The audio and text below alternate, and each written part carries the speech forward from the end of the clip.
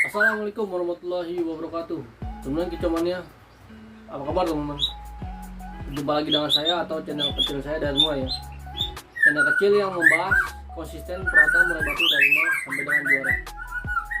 Oke teman-teman, seperti biasa ya teman-teman, saya ingin membalas salah satu requestan para subscriber saya teman-teman, yang insya Allah saya bahas secara real ya, dan secara konkret berdasarkan ilmu pengetahuan saya yang saya dapatkan dari para senior murai batu.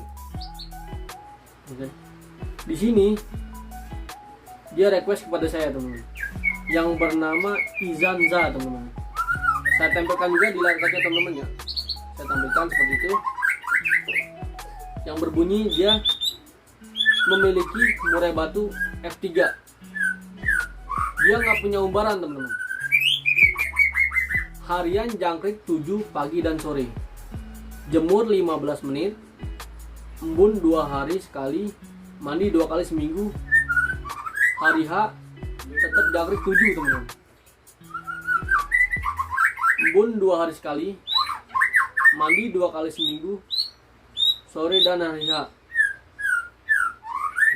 Hari H jangkrik tetap 7, mau berangkat siang mandi jemur, bentar kerodong, main setengah 4, sebelum berangkat jam 7 di lapangan kurang sesi 2 sesi, ulat hongkong 3, burung main enak, cuman masih monoton dan ngukluk itu. Intinya burung dia settingan udah pas menurut dia teman, settingan udah pas, jangkiknya udah pas, di lapangan udah gacor, tetapi masih monoton di atas, digantakan masih monoton. Oke, nggak perlu berlama-lama, langsung aja saya bahas secara konsisten dan secara konkret berdasarkan ilmu pengetahuan yang saya dapatkan dari para senior murai batu. Oke, silakan ditonton.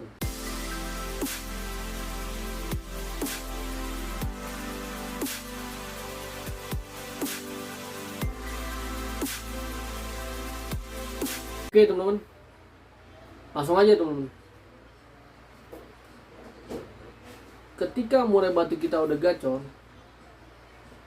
di rumah atau di lapangan, itu menandakan birahinya dapat, emosinya dapat teman-teman, ya kan? Birahi dapat, emosi dapat. PR kita di sini hanya menstabilkan birahi dan emosinya saja, ya kan? Nah, di sini saya ingin membahas langsung ke perawatan dasarnya dulu teman-teman, kan dasarnya. Kalau saya lihat di sini, teman-teman harus memahami dulu nih, ya kan? Murai batu F3 tersebut itu karakternya jinak atau karakter giras, ya kan? Apabila murai batunya karakter jinak, itu jangkrik 7 ketinggian teman-teman. Paling mentok jangkrik 5, tapi mainkan kerutu, ya kan? Kalau untuk murai batu jinak.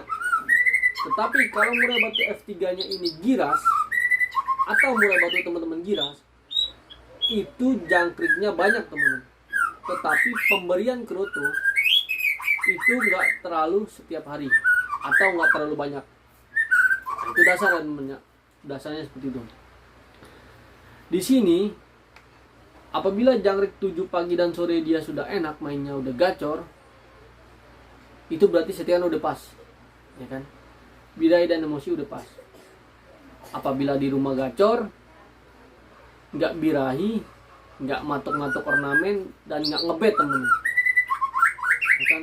Dalam arti di sini settingan murai batu di rumah udah pas, itu murai batu akan selalu siap siaga teman-teman. Siap siaga, selalu menunjukkan vektor tempurnya dia teman-teman, seperti masang badan, seperti itu kan. Nah, di sini PR dia hanya di lapangan, ya kan? Kalau menurut saya settingan harian itu jangan dirubah dulu teman-teman, tetap memakai settingan standar dia, karena dia udah gacor di rumah. Pakailah settingan standar dia dulu teman-teman, kan?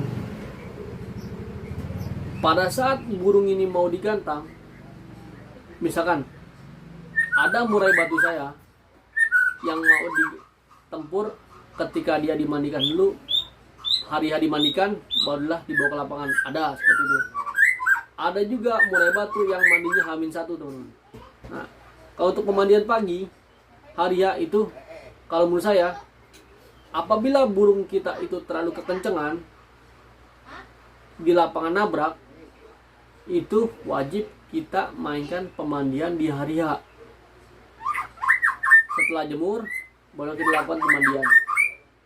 Tetapi kalau murai batu kita stabil, main gak nampar di lapangan itu satu titik, itu mandinya H-1 teman-teman. Itu ya teman-teman. Nah, kalau untuk pemandian sesuai karakter murai batu teman-teman. Pada saat di lapangan, ya kan, ketika murai batu sudah gacor, bocor, full isian, full materi dikeluarin, itu teman-teman harus menjauh ya, menjauh dari murai batu lainnya. Dikarenakan apa? Ditakutkan dia sudah tempur di bawah, jadi tenaganya habis.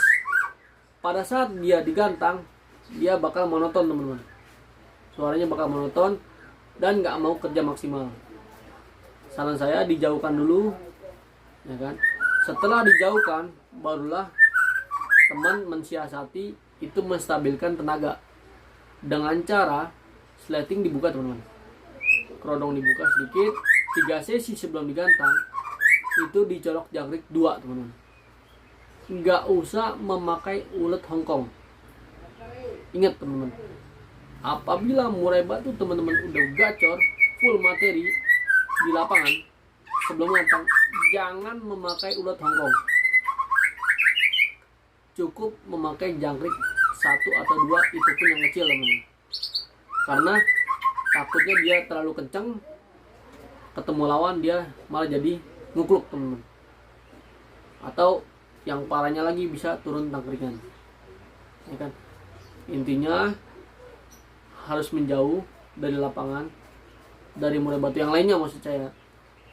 Itu kita sleting kita buka biar dia bongkar materi dulu di bawah, barulah kita siasati memakai jangkrik 1 atau 2 ekor untuk menjaga kestabilan birahi dan emosi dia. Ya kan, seperti itu teman-teman. Dasarnya settingan jangan dirubah dulu. Kalau murai batu yang F3 tersebut, kita hanya mensiasati mandi H-1 atau pada saat hari H. Apabila murai batu tersebut di lapangan nampar, saya jelaskan lagi nampar, dia gacor, nampar, ketemu musuh nampar, itu wajib mandi hari H. Tetapi kalau murai batu tersebut mainnya anteng, hanya kurang emosi atau biaya, itu mandinya H-1 teman-teman. Seperti itu. Nah, di lapangan kita harus menjauh, kita siasati pakai jangkrik 2. Fungsinya biar tenaganya nggak habis teman-teman. Biar tenaganya nggak habis, bisalah dia tampil di lapangan. Dan untuk sesi 2, sesudah burung kita ablak sebentar. Apabila dia udah kekencangan, itu kita semprot spray teman-teman. Sekali atau 2 kali spray, kita kasih penambahan jangkrik 2 ekor lagi. Biar dia bisa tampil di lapangan untuk mendongkrak tenaga dia teman-teman. Karena birahi dan emosi dia udah pas.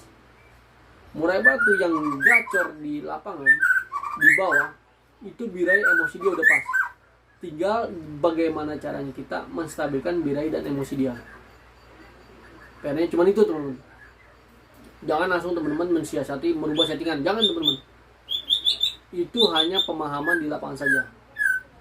Dan settingan murai batu harian kan, itu menentukan murai batu kita bisa tampil di lapangan.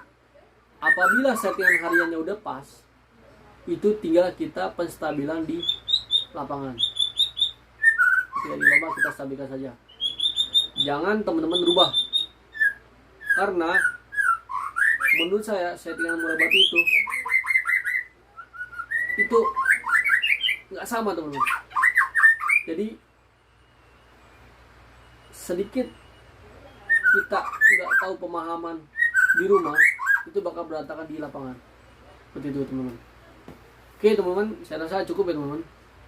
Itu dia sudah saya bahas tuntas ya teman-teman. murai batu yang gacor di rumah sampai di lapangan dia gacor polisian, tapi di atas dia ngukluk sekali polisian, itu hanya masalah penstabilan di lapangan aja. Settingan di rumah udah bener, settingan di lapangan tinggal penstabilan. Kalau bisa jangan memakai ulat tongtong, saya tanyakan sekali lagi teman. Oke, saya rasa cukup ya. Dan sekali lagi teman-teman, saya perlu ingatkan kepada teman-teman semua, saya membuat konten ini bukan mengajarkan teman-teman, saya hanya berbagi pengalaman yang saya dapatkan dari para senior bola batu kepada teman-teman semua, biar teman-teman dapat memahami karakter murai batu dan dapat merasakan murai batu teman-teman juara. Seperti itu teman-teman, bukan saya menggurui teman-teman ya kan? Dan apabila kata-kata saya ada yang kurang berkenan di hati teman-teman, saya mohon maaf ya teman-teman, karena saya masih canggung di YouTube dan saya juga masih canggung di depan kamera teman-teman. Tapi kalau untuk perawatan insya Allah real yang saya lakukan dan yang saya pelajari dari para senior murai batu. Oke, wabillahi taufiq wal hidayah. Assalamualaikum warahmatullahi wabarakatuh. Salam kicauannya.